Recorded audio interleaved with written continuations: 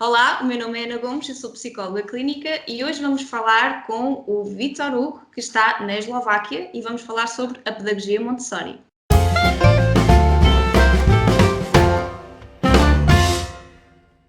Olá, Vítor, tudo bem por aí? Olá, Ana, obrigado pelo convite. Ora é essa.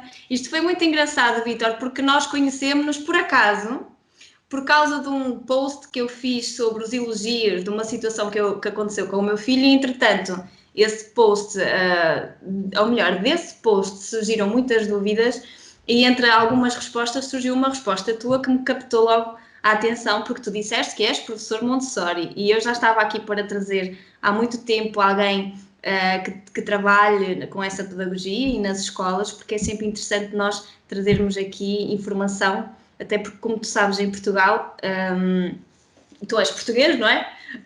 Sim. Há poucas escolas. Tu queres te apresentar um bocadinho aqui às pessoas que nos estão a assistir? Bom, como a Ana disse, o meu nome é Vítor Hugo, eu sou português e vivo agora na Eslováquia, tenho dois filhos, meus filhos nasceram cá e depois vivemos alguns anos em Portugal e agora este ano letivo voltei para cá para a Eslováquia e por cá estou. O meu background de carreira profissional é muito diverso. Tive dois restaurantes em Portugal, um, sou mais conhecido até na área do veganismo, do ativismo vegano e outras causas sociais. Abri o restaurante mais antigo em Portugal de vegan. E pronto, e fui fazer várias coisas, fui consultor, andei a viajar pelo mundo, tenho o meu próprio canal do YouTube que agora lancei o mês passado, ainda está nas fases iniciais, estou a tentar fazê-lo crescer, e pronto, e é isso. Qual é o teu É isso que eu canal, sou. Vítor? Depois posso pôr aqui o link, depois Ok, quando lançarmos o vídeo, está pomos aqui bem. o link na descrição, e as pessoas podem ir ver. Ok, claro que sim. Eu gosto sempre muito destas partilhas, acho que nós podemos sempre crescer muito, não é? Com estas partilhas. Então é assim, para as pessoas aí em casa entenderem, eu não costumo fazer estes vídeos, Vitor, é a primeira vez, é a primeira vez que eu estou a fazer aqui um vídeo com este formato. E qual é a minha proposta? Eu vou-te fazer algumas perguntas e tu vais responder com base na tua experiência, está bem? Tanto profissional como na tua experiência enquanto pai.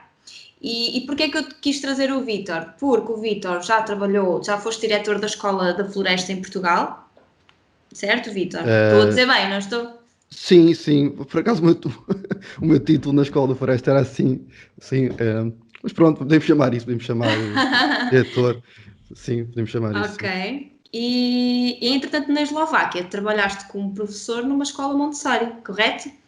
Sim, exato. Ok, então as minhas perguntas vão ser focadas neste tema, está bem? Porque é aquilo que as pessoas me procuram, é para isso que as pessoas me procuram. Então, vamos lá começar. Estás preparado para a primeira pergunta? Estou nervoso, vamos ver se consigo. Vai ser escolha múltipla, não vai? Vai ser Não, escolha não é múltipla. Não. escolha múltipla, Opa, não. Esta é daquelas difíceis que opa, tens vamos que. lá, vamos lá. Então vamos lá. Eu fiz uma espécie de um jogo, Vítor, que é assim: existem algumas ideias erradas sobre a pedagogia Montessori. Eu vou lançar-te algumas para tu dizer se elas são verdade ou não. Está bem? Ok, então já disseste que são erradas, estás-me a Mas não facilitar. sei, não sei, não sei. Podem não ser, atenção. Então, a primeira as crianças que frequentam as escolas Montessori não fazem birra, pois não, Vítor? Não, nunca vi uma birra. Não, as crianças são perfeitamente iguais a todas as outras. E obviamente que há uma distinção de escola para escola, de se é privada ou se não é. Por norma, os pais com mais dinheiro conseguem pagar escolas com outras condições. Muitas vezes, por exemplo, os pais que se preocupam mais, não tanto com dinheiro, mas que se preocupam mais, ou que tenham dinheiro para um dos pais ficar em casa, por norma dão mais atenção à criança, e essa criança pode fazer menos birra. Pode haver assim umas diferenças por causa da conjuntura económica ou social, mas obviamente que fazem birra.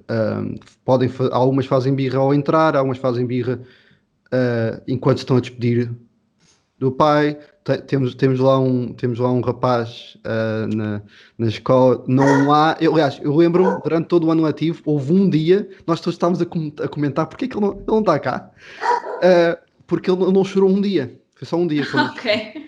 E foi estranho. E foi estranho. E ele tem aquela rotina. Portanto, entra a chorar, vai à janela dizer adeus à mãe, a chorar, fica a chorar ali durante algum tempo. Nós interagimos com ele, e incentivamos que ele pegue em algum trabalho. E lá faz, muitas vezes faz ainda, inclusive, aquele choro já monotónico. Sim. E é a rotina dele. Portanto, isto não é nem propriamente uma birra, é mais uma expressão. Olha, sabes o que é que eu costumo dizer? Isso são crianças a ser crianças. Exato, exato, exato. E eu, quando dou as minhas formações, não só dentro da pedagogia Montessori, quando dou formações na minha área, não é, que é a psicologia, eu digo isso às crianças, que às vezes as pessoas têm a ideia que as crianças em escolas Montessori não fazem birra.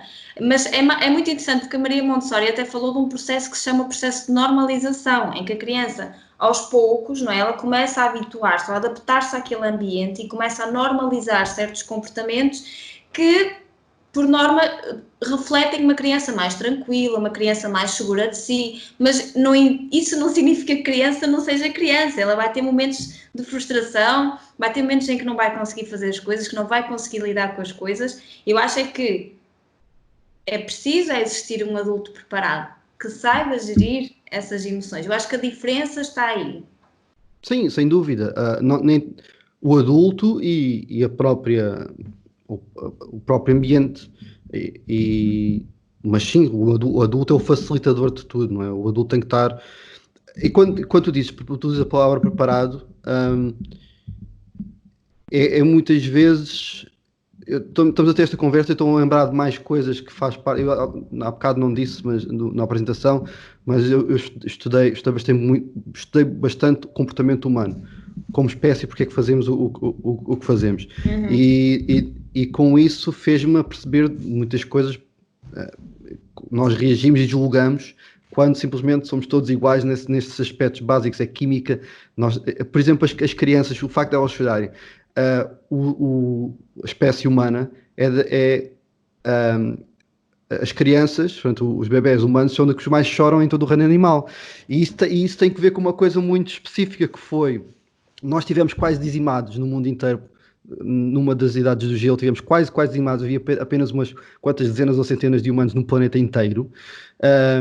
E quando as crianças que choravam mais eram as crianças que na comunidade conseguiam ser salvas. Exatamente. E então depois esse DNA foi-se passando. E muito curioso sabermos porque é que certas coisas acontecem, não é? Isso. Pelo menos a mim faz-me pensar e faz-me não julgar. E Portanto, entender porque é que a criança está a ter aquele exatamente, comportamento, exatamente. não é? Porque faz parte do desenvolvimento, que às vezes a dificuldade dos pais e dos educadores é isso, é porque é que a criança tem aquele comportamento? Porque ela é manipuladora, porque ela sabe muito bem, ela é má, ela quando quer ela faz, não é isso? É o desenvolvimento da criança. Sim, e atenção, quando tu dizes ela tornar-se manipuladora, as pessoas não são manipuladoras, elas podem agir com manipulação. E manipulação tem uma conotação muito má, mas manipulação é aquilo que nós todos fazemos a toda a hora. Nós estamos completamente a manipular, consciente ou inconscientemente, os outros. Isso não quer dizer que seja uma coisa mal, pois podemos fazer coisas menos éticas ou mais éticas. Mas Claro, manipulação é aquilo. Eu estou a manipular o meu microfone, tu estás a manipular a nossa conversa. Manipulação tem uma conotação muito errada, e acho que de forma injusta. Mas eu acho que é essencial nós percebermos isto. Quando as crianças. Há uma distinção de birra, para mim. Uma coisa é quando elas manifestam uma emoção, manifestam uma reação a algo, e isso nem sequer devemos interferir. E se interferirmos é com perguntas, depois lá está, vem a parte da comunicação. Como é que se comunica, não é? Foi aí que nos conhecemos. exatamente. Como é que se comunica? Em vez de julgarmos diretamente através da linguagem, depois isto do Montessori depois também depende em que linguagem se utiliza, se é inglês, se é eslovaco, se é português, as próprias palavras mudam a percepção, exatamente, mudam a percepção de cada um.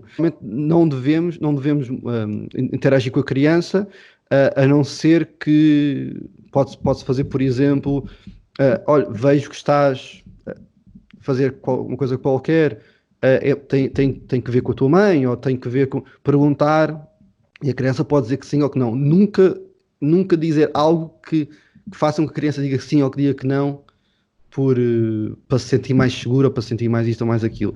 Ou isso vai passar, ou deixa lá que isso não faz mal, ou não fiques triste. É a pior coisa que se pode fazer, é dar uma comunicação. Mas não fique triste porquê? Porque não tenho direito de ficar triste. Porquê que raio que eu não tenho direito de ficar triste? Mas vais passar, não chores, mas não choro porquê? Porquê que eu não deveria de chorar? Que conotação estamos a dar ao choro? Então com os rapazes é fatídico. Os rapazes não choram, comporta-se como um homem. Mas porquê que a criança devia se comportar como um homem?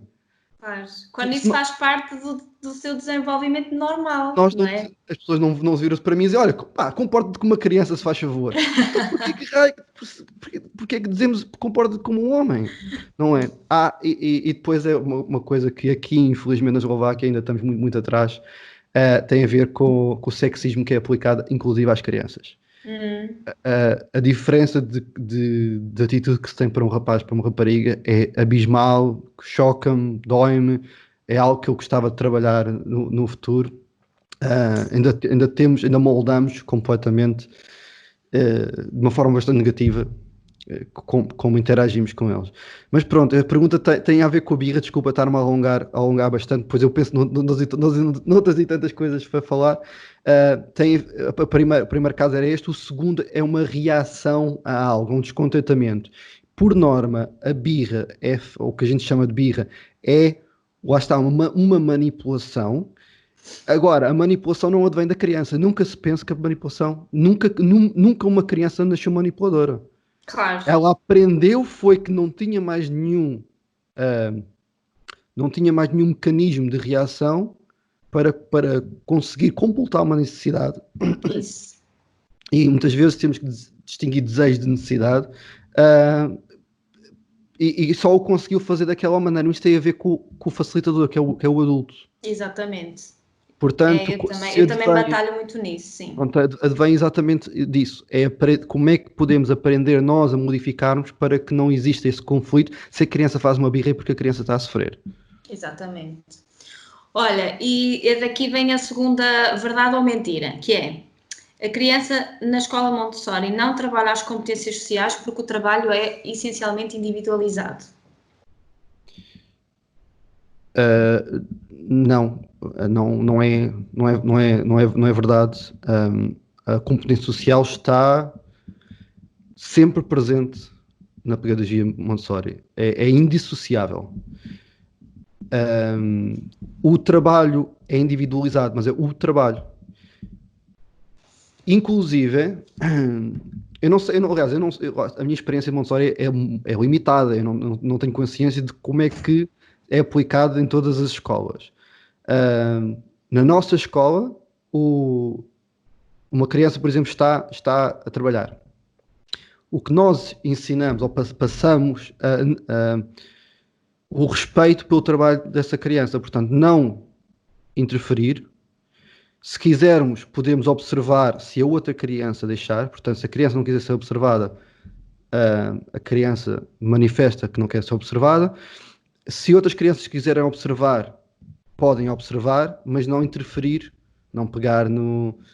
Portanto, logo esta componente social de respeitar o espaço do outro. Respeitar a individualidade do outro, respeitar... É isto que nós tentamos passar coisas às crianças, respeito às crianças, que os adultos hoje não têm. Não fazem, exatamente. Eu abro qualquer rede social ou falo com qualquer pessoa, custa-me sempre ver a forma gratuita com que julgamos qualquer comportamento de outrem. Nós estamos completamente a julgar, baseado na nossa perspectiva, os outros. E isto é aquilo que tentamos que as crianças não façam. É percebermos que há um outro indivíduo com as mesmas necessidades que nós temos e que deve ser respeitado o Exatamente. que ele quer. Portanto, se ele não quer ser observado, não. Eu não vejo não há nenhuma criança que diga, mas eu não me importo de ser observada. E isto temos os adultos a fazer. Portanto, facilmente as crianças aprendem isto tudo. A interação, a interação dos adultos nas brincadeiras das crianças, pois há dois componentes. Há a componente mais de brincadeira, que normalmente até há lá fora, ou quando fazemos, por exemplo, as elipses e toda a gente participa, ensinamos para não interromper o outro e ensinamos isto sempre de uma maneira positiva, nem sequer não é olha, não se faz isso, é fazemos isto. Também existe o não se faz isso quando é algo assim muito forte, quando se quer algo muito forte, mas também se diz com maior cuidado. Mas a componente social, obviamente, que está lá. Nas elipses está lá a componente social, quando se partilha as refeições está lá a componente social, nas brincadeiras lá fora está a componente social, a forma como o trabalho se desenvolve, no espaço é desenvolvido está lá, a forma como... Uma coisa tão simples como nós arrumamos as nossas coisas para que a pessoa a seguir possa pegar e saiba como é que vai encontrar. Só, por exemplo, isso, a coisa tão simples, não é? Mas, claro que a componente social está lá constantemente. No fundo, está em todos os pormenores que a pedagogia trabalha, não é? É indissociável. Indissociável. É verdade. Olha, e tu começaste aí a pegar num assunto que é a minha última pergunta para ti, se é verdade ou não. Quem não está muito dentro da pedagogia acha estranho que não se diga não à criança ou que se deixe a criança decidir o que fazer. Chega mesmo a existir a ideia de que em Montessori não existem regras. É verdade, Vítor? Novamente vou começar pela última parte da pergunta. Existem regras, existem até bastante, mais do que outras pedagogias, muito mais que outras pedagogias. Eu também acho. Existem muitas regras. Pelo que sei, eu posso estar aqui a falar um bocadinho gratuitamente ou erroneamente, pelo que sei, inclusive, há escolas a tentar com que hajam menos regras, inclusive. Obviamente, Maria Montessori não viveu no século XXI, não é? As coisas estão mudadas e é normal que as pessoas se adaptem, as escolas se adaptem. Portanto, e regras existem muitas. Agora, a outra parte do não, eu acho que isto não é exclusivo da escola Montessori, isso é da pedagogia Montessori. Isto é transversal a qualquer pedagogia que incorpore educação positiva, não é? A forma como nós falamos uns com os outros. Advém da comunicação os princípios da comunicação não violenta, advém dos princípios da... Pois faltam os termos em português. Estudo isto em inglês. Eu estava-te a dizer há pouquinho sim. Que é uma coisa que se usa muito na educação positiva, na comunicação positiva, não é? Sim. A forma como... Há certas palavras, por exemplo, usar a sua palavra errada. Há certas palavras que... dar exemplo, errado, certo, bom, mau, mas... há assim uma panóplia não muito grande de palavras que eu aconselho sempre as pessoas a pensarem quando as dizem. Quando as dizemos, o que é que nós realmente estamos aqui a dizer? Se há voltamos novamente à sociedade em geral. Nós temos os problemas que temos hoje no mundo por causa de má comunicação. Se nós soubéssemos comunicar uns com os outros, ou se comunicássemos, se aplicássemos esse tipo de comunicação, e quando digo comunicação é como é que enviamos uma mensagem e como é que recebemos uma mensagem, é certo. Todos os problemas do mundo acabavam. É tão simples como isto. Isto pode parecer completamente desproporcional a qualquer ouvinte que nos está a ouvir, mas isto é verdade. Se com o conhecimento que quem estuda isto tem, vê, então, mas tudo tem esta raiz de descomunicação. Das Isso. pessoas não entenderem o que é que o outro está a dizer e não saberem se expressar. Eu até vou se calhar um bocadinho mais à frente, que é, eu concordo contigo, eu acho que quem está nas áreas da educação e nas áreas da psicologia, né? Portanto, quem estuda o comportamento humano, que tem uma plena consciência disso, que a forma como nós nos comunicamos traz aqui muitas variações nas relações, naquilo que nós somos capazes de concluir com as outras pessoas ou não, ou mesmo connosco mesmos. Eu acho que além disso ainda há outra componente importante que é a inteligência emocional, porque a comunicação também tem isso por base, que é eu ser capaz de conseguir entender como é que eu me sinto, entender como é que eu posso usar aquilo que eu estou a sentir de uma forma benéfica para mim, mas também fazer isso em relação aos outros. E isso também está na base da comunicação. Sim, sim, Não é? completamente. Voltando à tua questão do não, estamos também a ensinar, desculpa, não ensinar, a desenvolver a inteligência emocional da criança também nessa própria Isso, comunicação. exatamente. Uh, o, o- para as pessoas que não, não sabem outra maneira que não dizer não. A base, basicamente, é comunicar como é que nos sentimos ou o que é que fazemos, por norma. Uhum. E, ou a consequência, se uma criança pede alguma coisa, em vez de dizermos que não, falamos da consequência que vai trazer. Ou o que é que fazemos? Ah, mas posso comer uma maçã agora? Nós vamos comer durante este horário que toda a gente come. Em vez de dizer, não, não podes. Isso, e às vezes eu até tento fazer um exercício contrário, que é, Vitor, que é assim, em vez de dizer que não, dizer que sim. Olha, podemos fazer, mas vamos fazer depois de concluir isto, não é? Ou, olha, isso até é uma ideia interessante. Eu costumo dizer ao meu filho, olha, é uma boa ideia, mas agora já está de noite, ou está a chover lá fora. Se calhar de uma próxima vez não nos vamos esquecer e vamos tentar fazer isso que tu estás a dizer. Então eu tento fazer esse exercício ao contrário, que é, em vez de dizer não, Uhum, dizer que sim e propor uma coisa diferente. Então, porque depois que a criança vai fazer, ela vai fazer o mesmo que nós. Quando nós lhe vamos pedir alguma coisa, ela, em vez de ter a tendência de dizer não é? Porque às vezes as crianças passam por fases assim, e olha, o meu filho passou por uma fase, ainda está agora já mais equilibrada, mas ainda está numa fase assim complicada em que, como é óbvio, não podemos.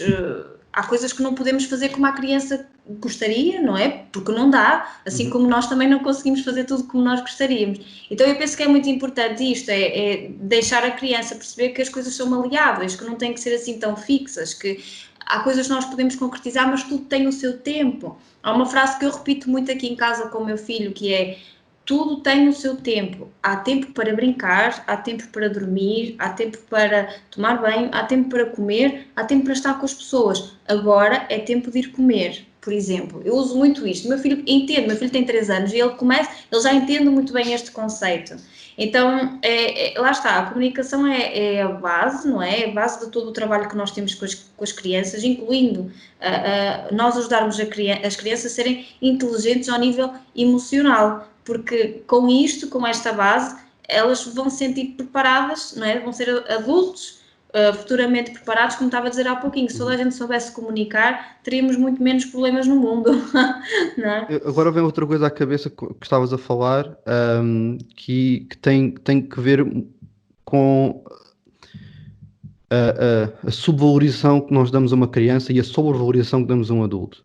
Uhum. Há isto transversalmente na sociedade, nós temos isto quase imbuído na nossa mentalidade, e acho que isso sabota a nossa relação, a nossa comunicação com a Com as criança. crianças, sim. E lá está, foi uma coisa que antigamente era muito.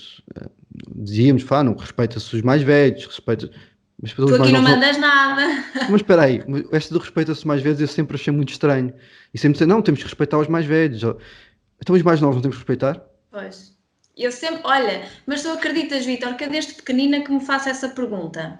Porque eu fui ensinada assim. Eu tinha Fomos que dar todos, o fomos meu quase lugar todos, no não é? autocarro, eu tinha que dar o meu lugar a pessoas idosas. Mas eu lembro-me de, na minha adolescência, na minha pré-adolescência, eu ir carregada com livros, depois de um dia inteiro andar de um lado para o outro, eu ir exausta e ter que ir com quilos atrás das costas para ceder o lugar a uma pessoa que até nem tinha assim muitas dificuldades, mas era suposto eu fazer porque tem que se respeitar os mais velhos. Então eu sempre achei muito injusto isso. Então, mas, quer dizer, nesta situação se calhar eu é que preciso mais, porque tenho quilos nas costas, ainda tenho não sei quantas horas de viagem para fazer e estou muito cansada e precisava descansar. E aquela pessoa vai ter o dia todo se calhar a passear ou não, ninguém sabe, não é? Mas quer dizer, não devia ser tão unilateral Sim, assim, as coisas não deviam ser taxativas, não é? com certeza. E esta questão de nós sobrevalorizarmos o adulto relativamente à criança, acho que é perigosa, porque quando falamos de um ponto de vista já. Como nós comunicamos faz com que a criança, por norma, se sinta inferior. Daí, uma coisa tão simples como tentarmos, muitas vezes, baixarmos ao nível da criança.